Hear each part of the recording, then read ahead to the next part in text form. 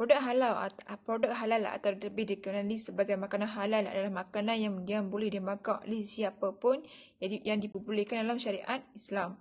Antara negara-negara yang membekalkan produk halal adalah Vietnam, Kemboja, Indonesia, Thailand, Arab Saudi, Rusia, Korea Selatan, Jepun dan Taiwan.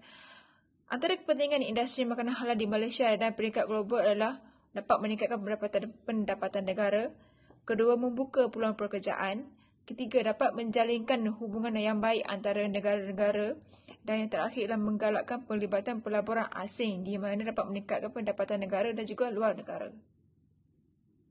Antara sumbangan industri makanan halal terhadap pendapatan negara adalah industri makanan halal mempunyai potensi yang tinggi dan luas dalam memainkan peranan sebagai penjana sumber pendapatan kepada ekonomi negara kita. Sektor yang akan terlibat termasuklah perbankan, logistik, ubat-ubatan dan rantai pembekalan. Satu-satunya kerajaan negara Islam yang mengeluarkan sijil halal kepada pelbagai produk makanan halal, logo Halal Malaysia merupakan satu logo yang diiktiraf di seluruh dunia. Ini bermaksud bahawa logo Halal Malaysia merupakan aset yang amat bernilai dalam negara ini dan di antara bangsa. Antara jenis makanan halal adalah makanan halal berdasarkan komposisi, berdasarkan cara pemasakan, berdasarkan cara mendapatkan produk halal itu sendiri. Dan negara yang kami pilih untuk memprodukkan makanan halal adalah negara Jepun, yang mana Jepun merupakan satu negara yang dikenali sebagai pendahulu dalam pelbagai sektor seperti sektor fashion, sektor ekonomi, sektor automotif ataupun sektor pembuatan elektronik.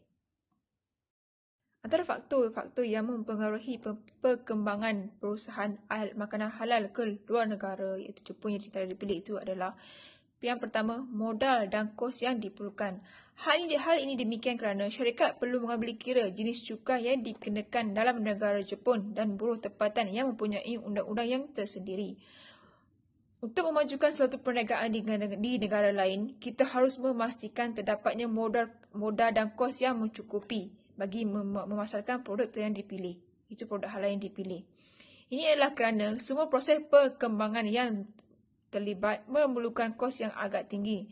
Dengan modal kos yang tinggi, kita juga dapat memastikan produk makanan halal yang dikeluarkan merupakan satu produk yang berkualiti dan akan mendapat sambutan orang ramai di negara Jepun. Seterusnya, budaya, cita rasa dan keperluan masyarakat Jepun. Setiap negara mempunyai budaya yang tidak sama. Perbezaan budaya akan menentukan sama ada satu perniagaan dapat dijalankan dengan lancar dan berjaya.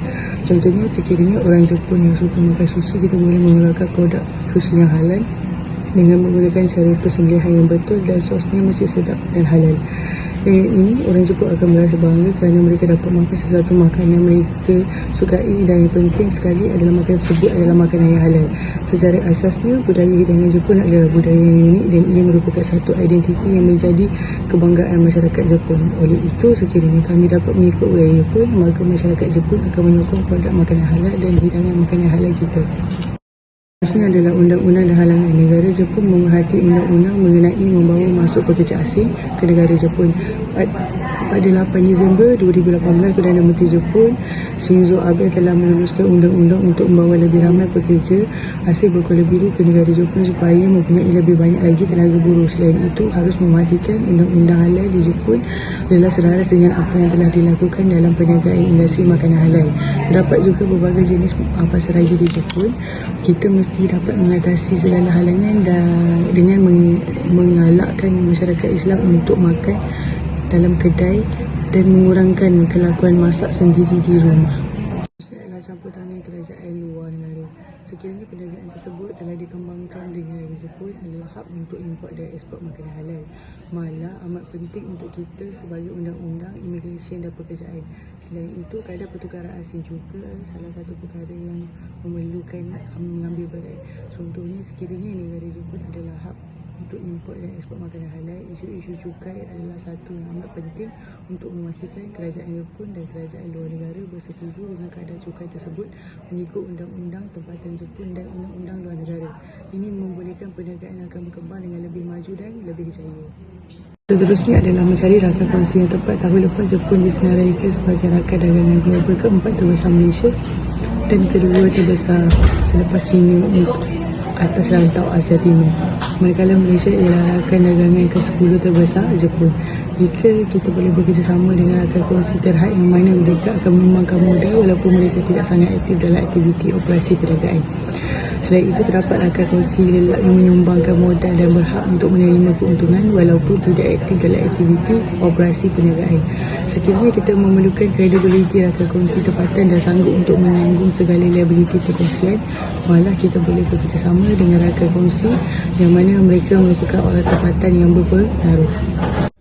Yang keenam, masa. Masa adalah amat penting untuk mencari rakan kongsi tempatan yang sesuai kerana mereka biasa dengan segala undang-undang dan prosedur perniagaan di Jepun. Dengan ini, segala operasi perniagaan dapat dilakukan dalam masa yang singkat. Selain itu, sekiranya dapat memahami pasaran tempatan dengan bantuan orang Jepun, kita dapat menjimatkan masa untuk melakukan penyelidikan pasaran. Ini dapat memastikan kejayaan perniagaan antarabangsa. Tambahan pula, sekiranya kita dapat membazir terlalu banyak masa, maka kita akan menghilangkan keupayaan untuk bersaing di platform antarabangsa.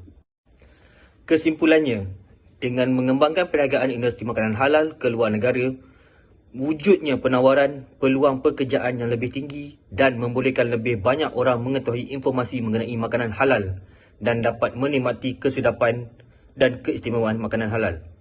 Kita juga berharap bersama-sama bahawa semua orang akan menghargai sumbangan usahawan dalam pengembangan industri makanan halal antarabangsa. Yang ketujuh, penyelidikan pasaran. Ini adalah untuk memahami keperluan penduduk tempatan.